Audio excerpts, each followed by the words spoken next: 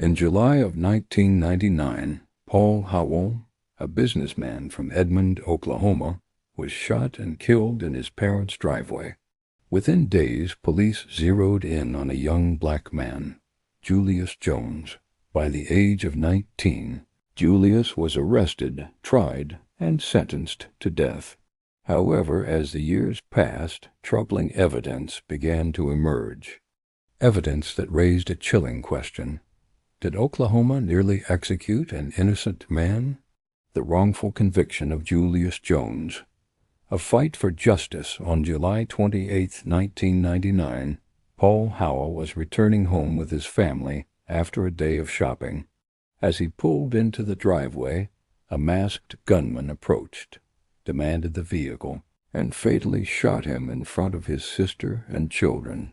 The killer drove off in Howell's Suburban, leaving his family in shock and terror. Just a few days later, police announced they had their suspect, Julius Jones, a 19-year-old student athlete who once dreamed of playing basketball at the college level. From the very beginning, the case against Julius Jones was riddled with problems. Prosecutors built their case on shaky eyewitness testimony. Howell's sister, the only witness, initially said the shooter had half an inch of hair sticking out under a cap. At the time, Julius had very short, close-cropped hair. But still, he was identified in court.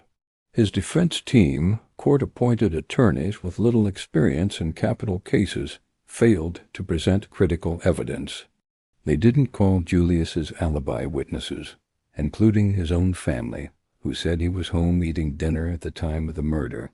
The jury never heard that testimony. Racial bias also loomed large over the trial. 11 of the 12 jurors were white. Years later, a juror admitted that another juror referred to Julius with a racial slur during deliberations. Yet no action was taken. This was not just about one man on trial. It was about a system that too often fails defendants of color, especially in capital cases. Perhaps the most disturbing detail? The state's key witness against Julius was his own acquaintance, Christopher Jordan. Jordan admitted to driving the getaway car, but insisted Julius pulled the trigger. In exchange for his testimony, Jordan received a reduced sentence and was out of prison after just 15 years. But multiple inmates later testified that Jordan privately admitted he was the shooter and had framed Julius to save himself. Over the years, activists, attorneys, and Julius's family refused to stop fighting. His case gained national attention. Celebrities like Kim Kardashian, athletes like Russell Westbrook and Trey Young, and even the cast of The Innocence Files joined the campaign for his freedom. Thousands signed petitions. Rallies were held outside the Oklahoma governor's mansion. The message was clear. Julius Jones did not deserve to die. In November 2021, with his execution date set, Julius came within hours of being put to death. But at the last moment, Oklahoma Governor Kevin Stitt announced a decision. Julius' death sentence would be commuted to life without the possibility of parole.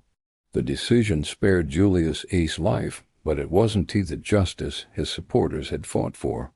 He was still behind bars, still branded a murderer. Today, Julius Jones remains in prison. His attorneys continue to push for a full exoneration, arguing that the evidence not only casts doubt but also proves his innocence. His case has become a symbol of systemic flaws, unreliable eyewitness testimony, prosecutorial misconduct, racial bias, and the failure of underfunded defense systems.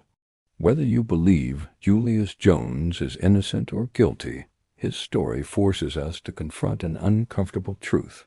Our justice system is not perfect, and when the stakes are life and death, imperfection is unacceptable. The fight for Julius Jones's freedom continues, but so does the fight to make sure no other innocent person comes this close to execution. What do you think? should Julius Jones be fully exonerated? And what does his story say about the future of the death penalty in America? Let us know in the comments. And don't forget to subscribe for more in-depth true crime stories.